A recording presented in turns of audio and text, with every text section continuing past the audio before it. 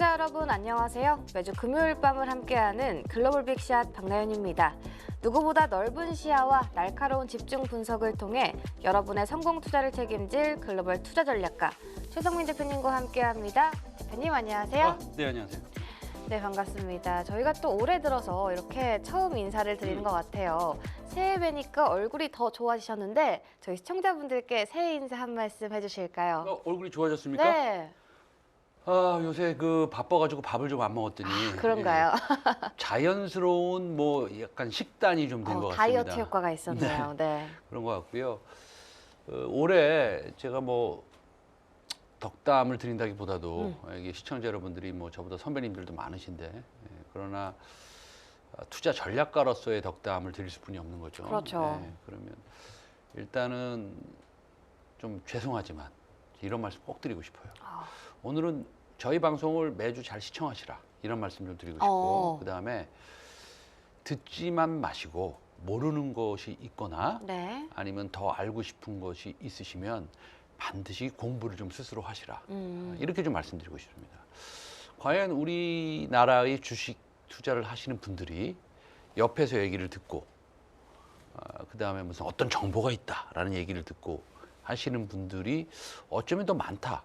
이럴 수 있을 것 같아요. 네. 하지만 스스로 펀더멘탈에 대한 공부, 그다음에 기술에 대한 공부, 그다음에 업황에 대한 공부를 좀 하시면 뭐냐면 주식에 투자한다라는 것은 확신도에 따라서 수익의 그 정도가 달라질 수 있거든요. 누구한테 듣고 사면 이거 좀 말이 좀 길어지는데 네. 올라가면 금방 팔고 그렇죠. 그다음에 두세 배 더 올라가고 그런 다음에 친구한테 과거에 내가 이거 샀던 종목이다. 그럼 뭐가 소용이 있겠습니까? 큰 수익을 챙기는 게 중요하지 않겠습니까? 그래서 주식 투자는 공부에 따른 컨빅션, 확신의 정도에 따라서 수익이 변할 수 있다라는 말 좀 말씀드리고 싶습니다. 알겠습니다. 앞으로도 최성민 대표님과 함께하는 글로벌 빅샷 우리 시청자 여러분의 많은 관심 부탁드리겠습니다. 그럼 오늘도 저희 시장 흐름부터 짚어보고 시작을 해볼 텐데요. 새해 첫 거래일 또 미증시는 초반에는 분위기가 좋았지만 마감은 또 보합권에서 끝났습니다. 조금 쉬어가는 흐름으로 볼 수 있을 것 같은데 이제 다시 한번 좀 상승 탄력이 나올 수 있을지 시장 흐름 어떻게 바라보셨나요? 네, 우리는 항상 방송을 하면서 우리나라의 어떤 공중파 방송이든 어떤 경제 방송이든 간에 긍정적인 것을 전달하려고 굉장히 노력을 많이 하고 있죠. 그렇다고 해서 너무 부정적일 필요는 없습니다. 그러나 주가 지수가 많이 올라가면 올라갈수록 그런 극단적인 긍정적인 사고를 좀 버릴 필요는 있다고 봐요. 네. 그러나 아직은 우리가 좀 더 먹을 게 있다고 봅니다. 가령 예를 들어서 대통령 임기 2년 차 중간 선거가 있는 해는 보통 지수가 한 10% 가까이 올랐어요. 정확히 말하면 한 9% 정도 올랐습니다. 올해 우리나라도 선거가 있죠. 그리고 내년 그다음에 미국도 선거가 있습니다. 그다음에 사실은 미국 같은 경우에는 3년 차가 더 좋았어요. 그다음에 4년 차는 나빴습니다. 그럼 이렇게 좀 단순하게 좀 정리를 한번 해보면 이런 겁니다. 미국은 좋을 거다. 올해도 좋고 내년에도 좋을 것이다. 네. 그러나 2028년에는 큰 조정이 올 수도 있다. 이렇게 생각을 좀 하시면 될 것 같고요. 우리나라 같은 경우에도 마찬가지예요. 지금 이재명 정부가 들어서서 이제 올해 2년 차는 아니지만 횟수로는 2년 차지 않습니까? 그렇죠. 그래서 중간 선거도 있는데 좀 여러 가지 지정학적 문제들이 좀 겹치는 시기인 것 같습니다. 미국과의 관계도 좋아져야 되고 중국과의 관계도 좋아야 되고 일본과의 관계도 좋아지는 이 와중에 이 베네수엘라 관련된 이슈가 또 나왔고 그다음에 이제 콜롬비아도 또 좀 그렇지 않습니까? 맞아요. 얘기가 좀 나오고 있고 그다음에 조금 제 입장에서는 사람마다 이제 제각각의 시각이 있지만 제 입장에서는 약간 이거 뭐지라고 하는 것은 또 덴마크 소유로 되어 있는 그린란드까지 이슈가 나와서 이게 지금 지정학적으로 어떤 변화가 있을지 저도 유심히 쳐다보고는 있습니다. 다만 경제적인 뭐라 그럴까요? 관계성이 굉장히 높아지고 있는 이런 이슈이기 때문에 이것은 어쩌면 우리가 돈 버는 데는 도움이 되겠다. 예. 근데 뭐 이 세상에 또 돈이 전부는 아니기 때문에 그렇죠. 그렇죠. 뭐 여러 가지를 우리가 좀 봐야 되는데 어쨌든 이것은 경제 방송이고 맞아요. 주식을 어떻게 잘 투자해서 어떻게 돈을 많이 벌 수 있을까라는 네. 해안을 얻기 위한 방송 중에 하나 아니겠습니까? 그래서 죄송한데 이제 자꾸만 돈 얘기를 하게 되는데 좋은 수익을 거둘 수 있는 그런 이벤트들이 좀 있다. 뭐 예를 들어서 베네수엘라의 정유 시설을 뭐 만들자고 한다면 하나의 네. 예를 드는 겁니다. 그냥 단순하게. 그럼 뭐 과거에 베네수엘라와 관계가 있는 뭐 현대건설에 가서 지어야 될 수도 있는 것이고, 그렇죠? 그걸 단순하게 얘기하는 겁니다. 좀 깊게 공부하고 리서치해야 될 필요는 있을 것 같습니다. 예. 알겠습니다. 또 현 시점에서 여러 가지 지정학적 이슈들이 나오곤 있지만 투자 측면에서 그래도 좀 긍정적으로 바라보자 이야기해 주셨습니다. 요즘 시장에서는 또 미국과 한국, 대만 이 세 곳이 가장 매력적이다라는 이야기도 나오고 있는데 그렇다면 현재 가장 좀 눈여겨볼 만한 시장은 어디인지 그리고 포트폴리오는 좀 어떤 비중으로 가져가는 게 좋을까요? 이제 사실은 이머징 마켓의 주가가 좋으려면 인플레이션이 낮아져야 되고 미국 금리가 내려가야 되고 미국 금리가 내려가야 된다는 것은 유동성이 확대돼야 된다는 것이고 유동성이 확대되면 이머징 마켓은 자연적으로 좋아질 수뿐이 없다라는 것이죠. 그동안 미국의 금리가 높았기 때문에 조금 다른 거를 차치하고 단순하게 말씀드리면 네. 돈이 미국에 쏠리는 현상이 있었죠. 그렇다고 본다면 우리나라의 소위 말하는 서학개미들도 당연히 미국에 투자를 해야지 되는 것이다 라고 하는 것이 사실은 맞았죠. 그런 상황이 이제는 조금 변화될 수 있다라는 겁니다.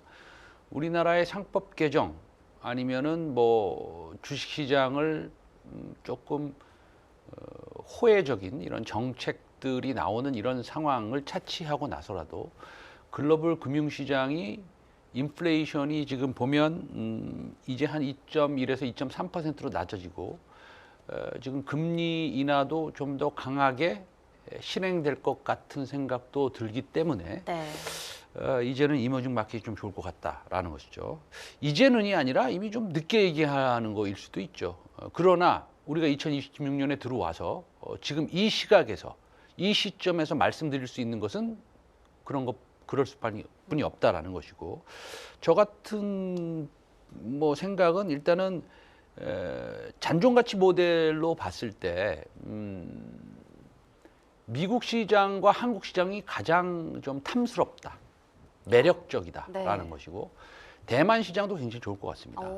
그러나 이런 유동성이 늘어나고 인플레이션이 내려가고 그다음에 지정학적 이벤트라고 그럴게요. 이벤트가 이렇게 하나둘씩 나오는 이 상황에서는 안정적인 미국도 나쁘지 않지만 상당히 좋지만 오히려 한국이 좀 더 좋을 수 있다. 작년에 한국이 더 좋지 않았습니까? 그렇죠. 올해도 그럴 수 있다라고 봅니다. 그래서 만약에 제가 1,000만 원이 있으면 한국에 500만 원, 미국에 300만 원, 대만에 한 200만 원 이렇게 좀 투자를 하고 싶다. 이렇게 좀 표현을 하고 싶습니다. 예. 알겠습니다. 역시나 좀 이렇게 지정학적 이슈가 불거질 때는 한국 증시가 매력적인 투자처가 될 수 있다 이렇게 이야기해 주셨습니다. 또 한편 마이런 연준 이사가 올해 또 100bp 넘는 금리 인하도 가능하다라는 이야기를 하면서 시장이 좀 술렁였었는데 이 발언은 약간 투자자 입장에서 어떻게 받아들이면 좋을까요? 일단은 뭐 이분이 좀 뭐 비둘기 파니까 이런 말씀을 하셨다라고 하더라도 제롬 파월 의장이 5월 정도에 나가실 텐데 올해가 시작됐으니 일단은 레임덕이 발생을 할 거 아니겠습니까? 레임덕 현상이 발생을 할 것이고 그 다음에 뭐 누구가 되던 트럼프 대통령의 오른팔이 되든 왼팔이 되든 그분이 이제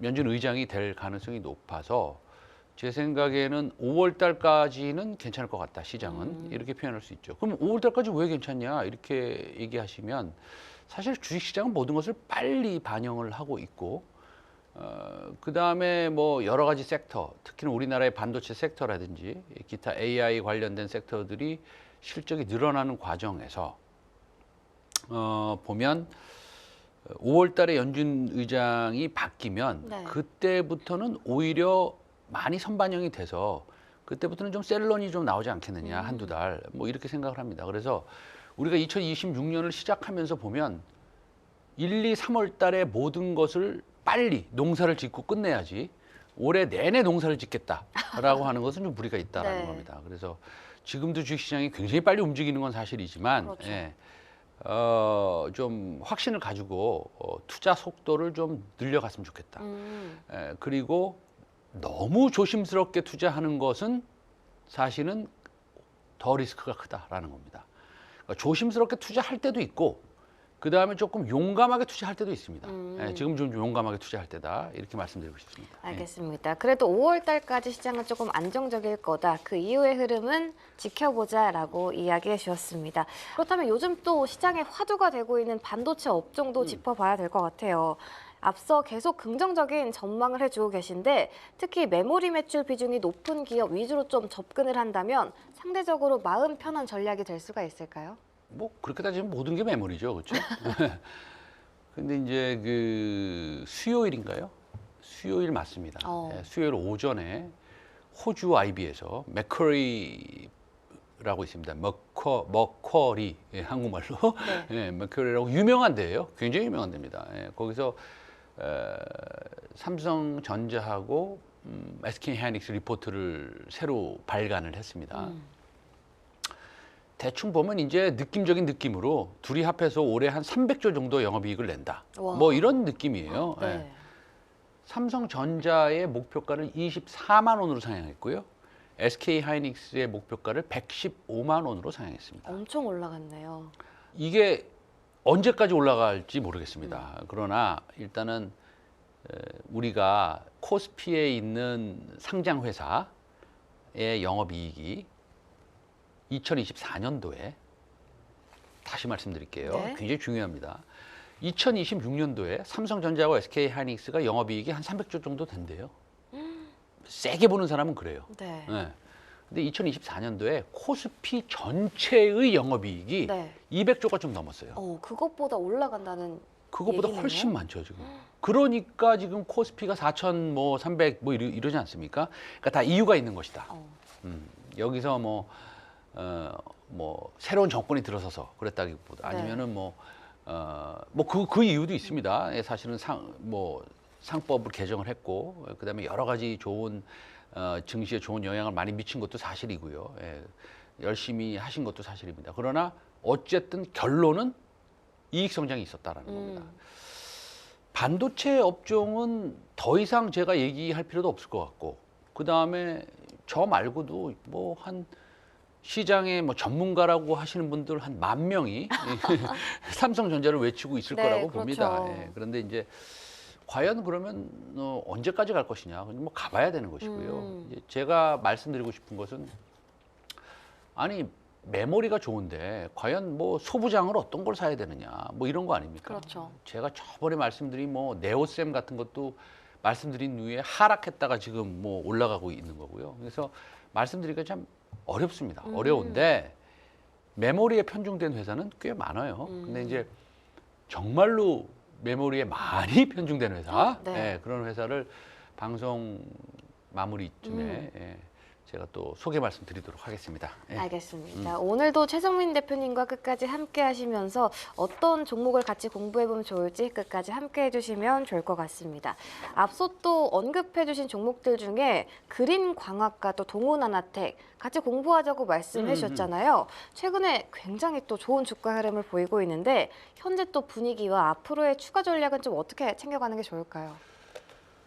그린광학은 사실은 상당히 희귀한 회사인 것 같아요. 예, 그래서 위성에 들어가는 뭐 카메라 렌즈를 만들고 그 다음에 또 히토류 비스무리한 아주 귀중한 레어 스틸을 만들고 네. 희귀한 철강 같은 것들을 만들고 그렇기 때문에 그 다음에 또 이제 수급 쪽으로만 보면 그동안 이제 과거에 투자했던 분들이 많이 수익을 얻었으니까 또 팔겠죠. 그래서 이제 오버행이 거의 다 소멸된 것 같기도 하고 그래서 정말 바닥 중에 바닥에 있었던 종목 아니겠습니까? 그렇죠. 그래서 잘 올라가고 있어서 기쁘고 맞아요. 네.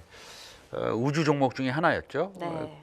그 다음에 동원하나텍은 제가 한 두세 번 말씀드린 것 같은데 동원하나텍은 디셀라이프라고 그 타액을 통해서 그러니까 침을 통해서 혈당을 잴 수 있는 지금 AI 의료기기를 사전 심사를 식약처에 신청해 놓은 상태 아니겠습니까? 근데 원래 동원아나텍은 그 비메모리 반도체 회사예요. 이게 OIS나 자동차에 들어가는 반도체를 만드는 디자인하는 회사입니다. 펩리스 회사고요. 그래서 이 탐방을 제가 한번 갔다 왔는데 2026년도에 실적이 2024년도에 굉장히 좋았거든요. 그거보다 훨씬 좋을 것 같다. 그래서 실적적으로도 굉장히 좋다. 그래서 동원아나텍은 저는 올해의 종목으로 좀 보고 있고요. 네. 뭐 그린광학도 마찬가지입니다. 어. 네, 그린광학도 마찬가지. 그린광학은 근데 뭐 저는 차트 보는 사람은 아니지만 그 주가가 너무 바닥에 있었기 때문에 그거는 좀 안정적이었죠. 그래서 올해는 우주 종목들 굉장히 좋게 보고 있는데 그 중에 그린광학 뭐 좀 유심히 보고 있고 그 다음에 제가 말씀드리고 싶은 것은 또 캔코아 에어로스페이스라고 있어요. 오. 예, 캔코아 에어로스페이스라고 있는데 올해는 저는 캔코아 에어로스페이스 우주 쪽에서는 하고 그린광학 이렇게 두 종목 보고 있습니다. 네, 이렇게 최성민 대표님과 함께 주요 이슈 짚어봤습니다. 이제 또 많은 분들이 기다리셨던 시간이죠. 최성민 대표님이 직접 선정하신 유망주, 과연 어떤 종목일지 지금 바로 만나보겠습니다.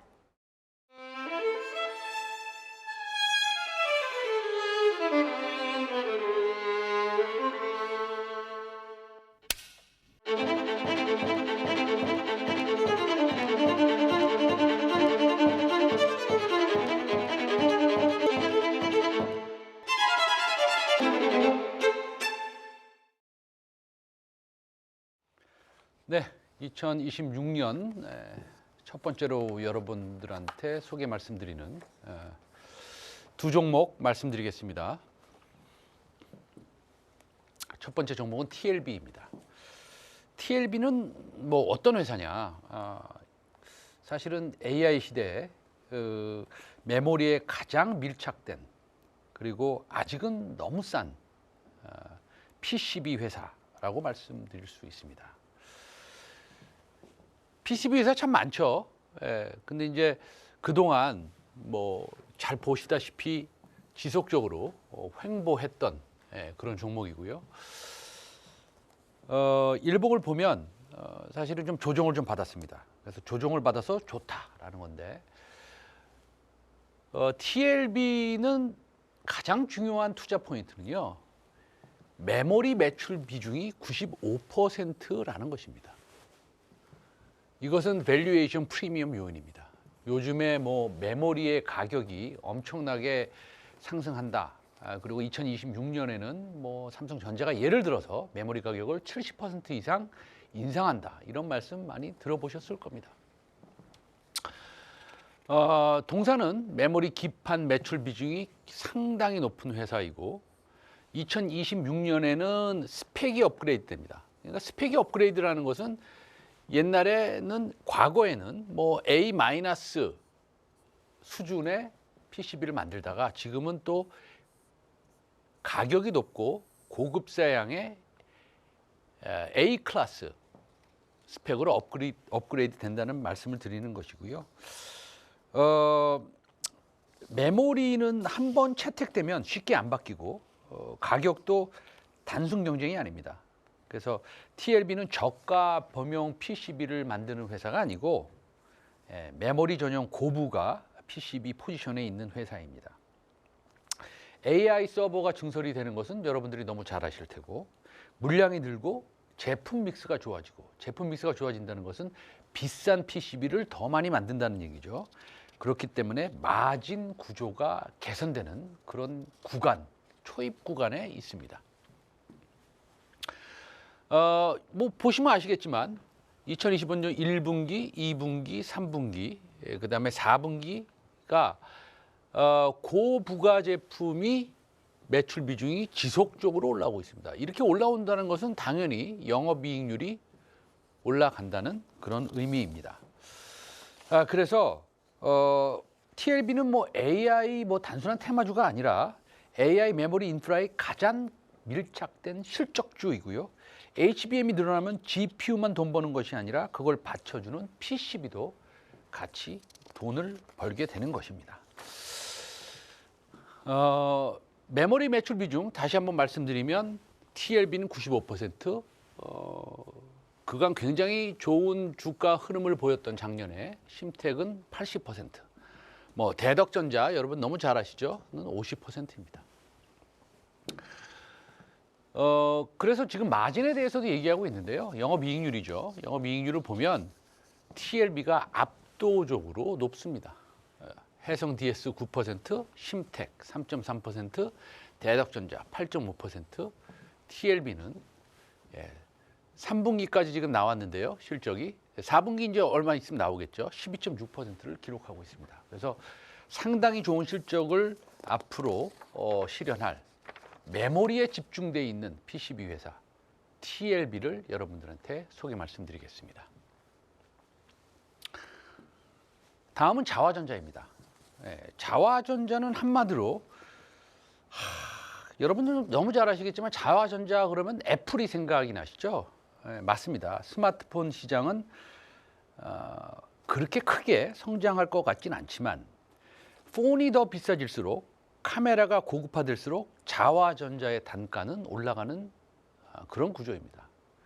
그러면 2026년 1월 초에 제가 여러분들한테 소개 말씀드리는 이 자화전자, 애플 관련주이니까 좋을 것이다. 그렇기 때문에 자화전자에 좀 신경을 쓰시고 공부를 좀 열심히 해보셔라. 이런 말씀을 드리겠습니까? 그건 아닙니다. 자화전자는요, 애플에 납품되는, 애플이 이제 폴더블 폰도 한다고 그러죠. 애플에 납품되는 이런 카메라, 소위 말해서 폴드드 줌 같은 것을 납품하는 회사는 당연히 맞습니다. 그리고 올해 영업이익이 뭐 600억이, 60억 아닙니다. 600억이 넘어갈 거라는 것도 아마 맞아 들어갈 겁니다. 그러나 제가 오늘 말씀드리고 싶은 것은 이 자화전자의 카메라 기술, 폴디드 줌, 이 잔망경 같은 겁니다. 이런 것이 로봇 액추에이터의 기술적 동일성을 가지고 있다는 것입니다. 그래서 이 폴드 줌을 만드는 전 세계적으로 상당히 귀하고 기술력으로 굉장히 앞서 나가는 이 자화전자의 폴드 줌이 로봇 액추에이터로 변모하는 그런 초입 구간에 있습니다. 그래서 이 애플에 들어가는 액추에이터를 생산하는 이 자화전자가 로봇으로의 확장되는 관점에 있어서의 우리가 어떻게 이것을 봐야 되느냐라는 것이고요. 지금 현재 알게 모르게 많은 빅텍 기업들이, 특히나 로봇, 휴머노이드를 하는 기업들이 자화전자를 찾아서 실사를 하고 샘플을 요구하는 것으로 지금 알려져 있습니다. 그래서 자화전자는 우리가 생각하는 아주 실적이 좋고 올해 600억 이상 영업이익을 실현하고 애플의 거의 정말로 메인 벤더로서 카메라 폴드 줌을 납품하는 그런 회사는 맞지만 우리가 투자하는 방향은 이 액추에이터가 아주 세밀하고 조그만 액추에이터가 대형 액추에이터로 변하는 그런 모습을 보고 있는 것입니다. 뭐 너무나 잘 아시겠지만 실적은 영업이익이 650억을 넘어갈 것이다. 아마 자화전자의 밸류에이션은 로봇 액추에이터 실사가 끝나고 샘플을 납품하는 이 앞으로의 한두 달 길게 보면 3개월 동안 리레이팅 될 것이고 이제는 새로운 로봇 액추에이터 제조업체, 기술력이 굉장히 뛰어난 제조업체로서의